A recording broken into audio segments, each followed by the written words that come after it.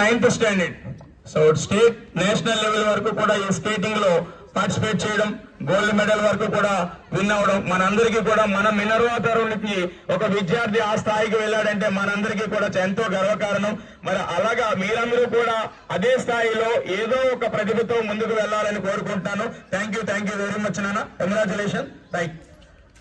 So మీకు తెలియట్లేదు, మీలో ఎంతో ఎనర్జీ ఉంటుంది. మీకు తెలియలేని ఎనర్జీతో ఏదో ఒక యాక్టివిటీ, ప్రతి ఒక్కరిలో కూడా ఏదో ఒక ప్రతిభ ఉంటుంది. ఆ ప్రతిభని కనబరచాలంటే, అది బయటకు తీయాలంటే మీరు పార్టిసిపేట్ చేయాలి.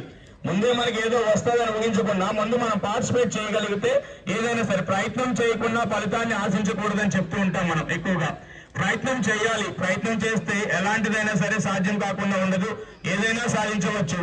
సో ఇలా ఎన్నో మనం చెప్పుకుంటే ఈ సంవత్సరంలో చాలా వరకు మనం చేసాం. రీసెంట్ గా సంక్రాంతి సంబరాలు మీ అందరూ కూడా చాలా చక్కగా ఒక పల్లె వాతావరణం తీసుకురావడానికి చాలా చక్కగా మీ పేరెంట్స్ అయితే అవనేయండి, మా టీచర్స్ అయితే అవనేయండి, మీ సహకారంతో చక్కగా చేసాం.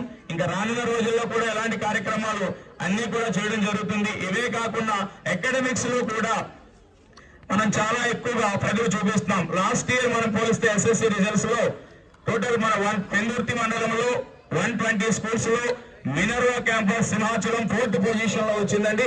589 మార్క్స్ తో చాలా గర్వంగా చెప్పుకునే విధంగా ఈ మండలంలో మనం నిలిచాము. ఎస్ దీక్షిత అనే అమ్మాయికి మనకి 589 రావడం జరిగింది.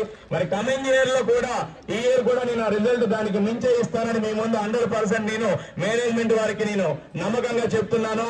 Once again congratulations S Dikshita, last year topper. Thank you very much నాన్న. సో ఇప్పటికే చాలా ఎక్కువ టైం అయింది. సో చివరిగా మన ఫౌండర్ గారు డివిఎస్ రాజు రమేష్ గారిని మాట్లాడవలసిందిగా కోరుచున్నాను.